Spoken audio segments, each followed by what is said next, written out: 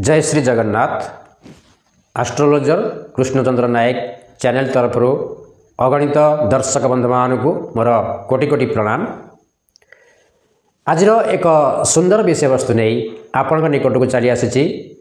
विषय वस्तुटी हूँ जागर परदिन आपण मैने कहीं कलरा खाइबे।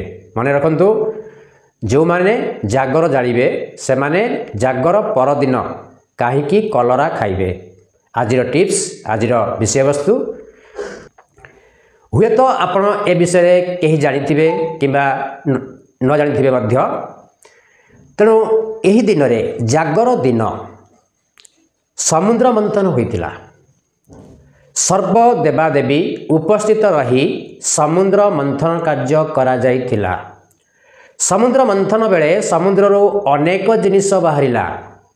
सेतिरु विष बाहरिला, अमृत बाहरिला एवं ता सहित अन्यान्य अनेक जिनिस समुद्र मंथन बेले समुद्र बाहरी। समस्त देवादेवी सेठारे उपस्थित थिले, किंतु देवदेव महादेव शिव कौन कले ना जो विष बाहरिला समुद्र मंथनरू से विष अति मारात्मक एवं बहु भीषण विषरे थिला। ताकू देवदेव महादेव कहले जगतवासी मंगल कामना करिया पाई ए विश्व को सारा विश्व को रक्षा करिबा पाई ए विषर प्रभाव समस्त को बंचैबा पाई देवदेव महादेव कौन कले ना से विश्व को आनिकिनी पान करदेले। जेमती ए विश्व को पान कर देइछंती शिव अचेत हो गले। समस्त देवतागण यह देखि आश्चर्य हो गले। शिव कहीं एभली कार्य कले, समस्त विश्व को से पान करदेले। समस्त देवादेवी मध्य भाड़े पड़गला। शिव आ उठिले नहीं, अचेत हो गले। से जो विष मारात्मक विष तापर कौन है ना देवादेवी माने समस्ते त्राही त्राही डाकिले, किंतु शिव आ उठिले नहीं। प्रथम प्रहर है यही महाशिवरात्रि जागर दिन रात्रर प्रथम प्रहर जिते शिव आउ न उठिले ये टाइम रे कौन करागला ना शिव को क्षीर दिगला। काले क्षीर पान कले शिवंकर विष जला कमिज, किंतु शिव भी उठिले नहीं। प्रथम प्रहर में क्षीर दान कले, किंतु शिवंकर किछि हला नहीं। जहाँ से द्वितीय प्रहर आसला, दधी देले ताकू पान करने से किसी सुफल मिलला नहीं।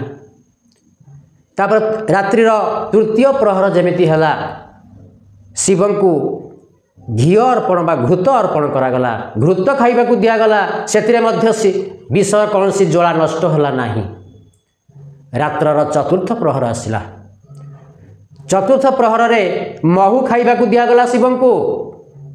शिव महू खाइला परे मध्य तांकर मध्य किछि परिवर्तन हैला नाही। जो जलारे पड़िचंती, जो विष जला से जलारे पड़ी शिव नील पड़गले। यही समय सबु देवादेवी माने भयभीत हो गले। कौन करेंगे?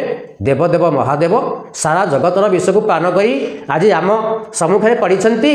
कौन करवा आमे? चारिआडे भाड़े पड़गला। विष्णु लोक खबर पहुँचला। भगवान विष्णु आसिकिनी से रात्रर चतुर्थ प्रहर रे शिवंक निकट में उपस्थित हेले। यही समय कौन कले? भगवान विष्णु शिवंक कान रे राम नाम कहीदेले। जेतेबेले राम नाम कहीदेले से समय जो विषर ज्वाला, जो विषर रूप कौन है ना शिवंकर कंठ पर्यंत गला। आउ तांको पेट मध्य को प्रवेश करि पारला नाही। सेतिपई शिव कौन हेले ना नीलकंठ नाम रे परिचित हेले। तापरे विष्णु कौन कले ना शिवं को उद्धार करिया पाई शिव बंची गले। शिवंकर ये जो विष ज्वाला, ये जो विषर दुर्विपाक, ये जो विषर जो भयानक परिस्थिति शिव स्वयं शिव देवदेव महादेव त्राही हो गले बा मुक्त पाई गले। तेणु से रात्रर चतुर्थ प्रहर हेले प्रत्येक शिव मंदिर मानकरे महादीप उठी थाए। जानी रखंतु दर्शक बंधु, यही समय पार्वती कौन कले ना ये कथा जाकि पाखे पहुँचीगला। पार्वती कौन कले दौड़ी आसिले कहले मोर स्वामी की किए एमती कष्ट देले कौ देवादेवी मैंने एमती करिसंती मु तार प्रतिशोध नेबी। पार्वती रागी गले। पार्वती कौन कहले कहले एई जो विष पान करी मोर स्वामी आज अचेत अवस्था अच्छी मु सेई विष को लेकिन समस्त को पियाइबी। यह शुणी देवता माने भୟରେ थरी उठिले किंतु भगवान विष्णु यह बंद कले। यही समय पार्वती हाथरू टिके विष पापुली बोहिकिनी तले पड़गला। जो जगार पड़ा से जगार आज्ञा कलरा गछ उठिला।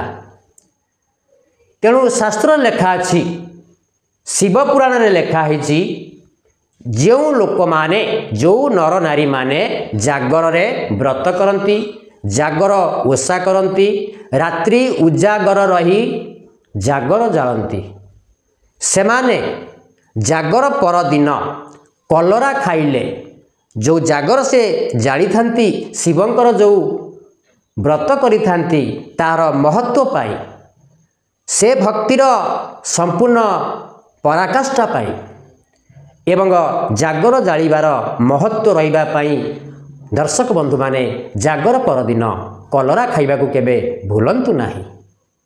तेणु कलरा आमे एइथिपाई जागर परदिन समस्ते खाई थाउ। तेणु दर्शक बंधु मोर एई भिडियोटी आपनकु केमति लागिला कमेंट करी जणैबे शेयर करिवे लाइक करिवे एवं ता सहित सब्सक्राइब करने को केबे भूलिबे नाही। जय जगन्नाथ।